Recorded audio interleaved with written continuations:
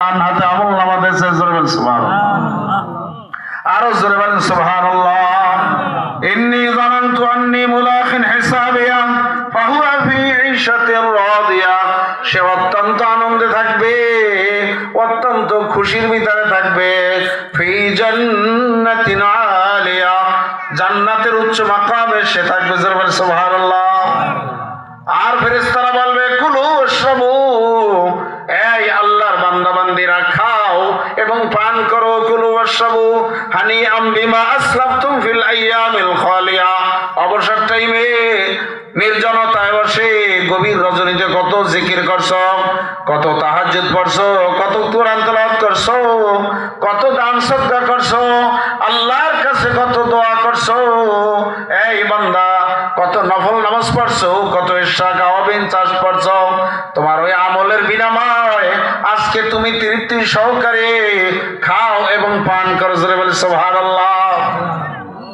আর এর বিপরীত ওয়াম্মা মান উতিয়া কিতাবাহু বিশিমালিহি ফায়াকুল, আল্লাহ তাআলা বলেন যার আমলনামা বাম হাতে আসবে, ফায়াকুল, ওই ব্যক্তি বলবে ইয়া লাইতানি, আয় আফসোস, ইয়া লাইতানি লাম উতা কিতাবিয়া, আমার আমলনামা যদি বাম হাতে না দেওয়া হইতো গো, কতই না ভালো হইতো, জোরে বলেন নাউজুবিল্লাহ।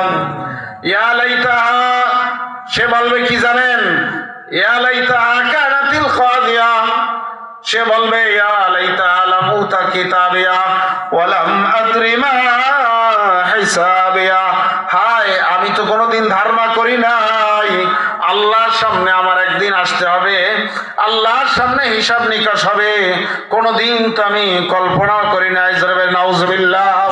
এই আয়াত দ্বারা উলামায়ে কেরাম বলে যে আমলনামা, যে মুমিন মুসলমান সে যত বড়ই গুনাহগার হোক না কেন, তার আমলনামা ডান হাতে আসবেই আসবে ইনশাআল্লাহ।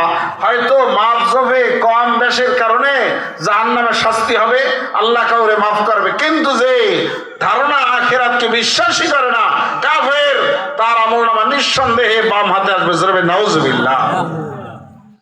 সম্মানিত হাজিরিন, এরপর বলবে ইয়া লাইতাহা কানাতিল কাদিয়া, হায় আফসোস আজকে যদি আমার মরণ হয়ে যাইতো কতই না ভালো হইতো।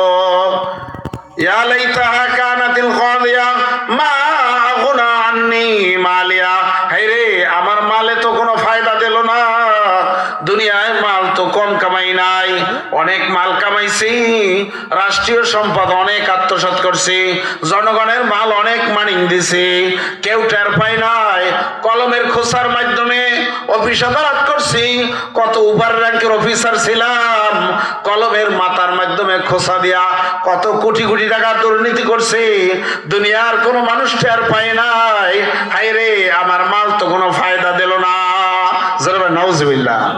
হালাকা আন্নি সুলতানিয়া, এরপরে সে বলবে হালাকা, হাই ধ্বংস হয়ে গেল, আমার থেকে শেষ হয়ে গেল, সুলতানিয়া, আমার রাজত্ব ক্ষমতা, দুনিয়ায় থাকতে আমার পিছে কত নেতারা ঘটছে, কত নেতারা দলে দলে চলছে, আমার কত পাওয়ার ছিল, আমার কথায় কত মানুষ মারছে, আমার অর্ডারে কত মানুষ গুলি দিয়েছে, আমি রাষ্ট্রের অমুক পথে ছিলাম, আজকে হালাকান্নি সুলতানিয়া, হায় আমার রাজত্ব হারাইলাম, মালও হারাইলাম।